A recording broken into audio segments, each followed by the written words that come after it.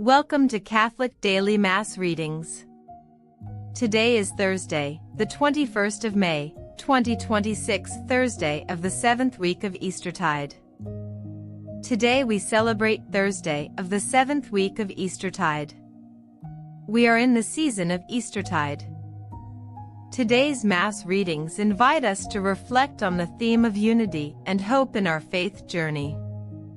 In the first reading, we see Paul standing before the Sanhedrin, boldly proclaiming his hope in the resurrection of the dead, which sparks a dispute between the Pharisees and Sadducees.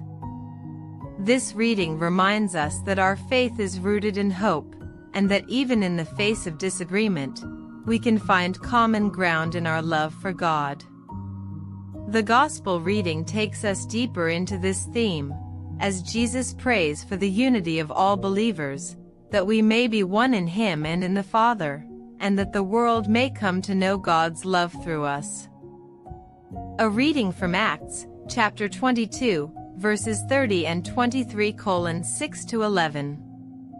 Since the tribune wanted to know what precise charge the Jews were bringing, he freed Paul and gave orders for a meeting of the chief priests and the entire Sanhedrin.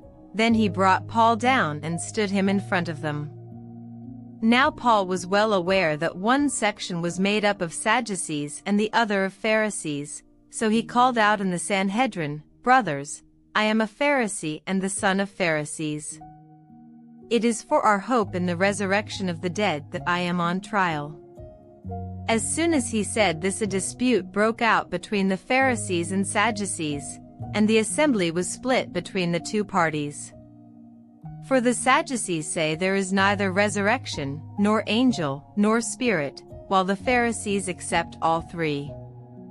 The shouting grew louder, and some of the scribes from the Pharisees' party stood up and protested strongly, "We find nothing wrong with this man. Suppose a spirit has spoken to him, or an angel." Feeling was running high, and the tribune, afraid that they would tear Paul to pieces, ordered his troops to go down and haul him out and bring him into the fortress. Next night, the Lord appeared to him and said, "Courage! You have borne witness for me in Jerusalem, now you must do the same in Rome." A reading from the Holy Gospel according to John, chapter 17, verses 20-26. Jesus raised his eyes to heaven and said, "Holy Father, I pray not only for these, but for those also who through their words will believe in me. May they all be one. Father, may they be one in us, as you are in me and I am in you, so that the world may believe it was you who sent me. I have given them the glory you gave to me, that they may be one as we are one.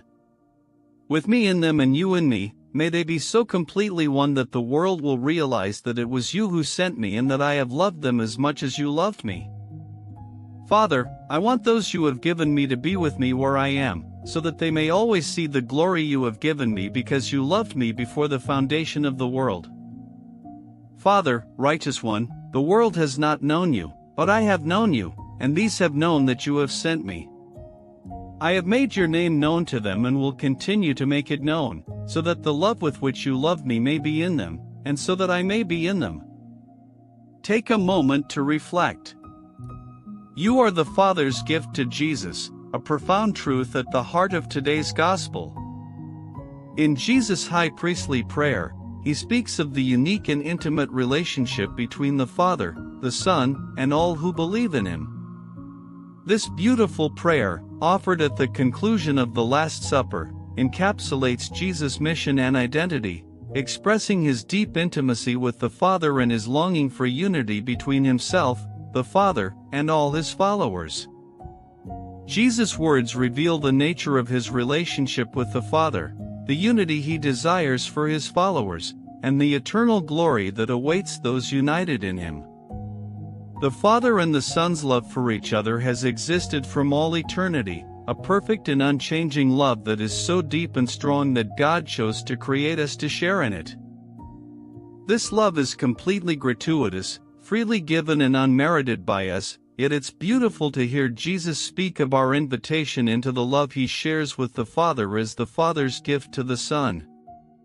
In this sense, a gift is not just something given without expectation of return, but a manifestation of divine love and generosity. It's a relational exchange, a movement of love between the giver and the receiver. The Father and the Son's exchange of love is perfect, with everything given to the other without reservation or expectation of anything in return. This eternal giving and receiving of love is the foundation of their relationship, and Jesus invites us to share in this love, to see His glory, and to experience the unity He desires for us. As we reflect on this truth, we can come to understand that we are not estranged or separate, but gifts freely given and received, united in the love that the Father and the Son share. Let us now still our hearts and turn to God in prayer. Lord, help us to be one in You, as You are in Jesus and Jesus is in You. May our unity be a witness to the world of Your love and presence among us. Fill us with Your glory and love, that we may be a reflection of Your perfect union, and may the world believe in You through us. Thank you for joining us for today's daily Mass readings. God bless you and your family. Subscribe for daily readings, and we will see you tomorrow.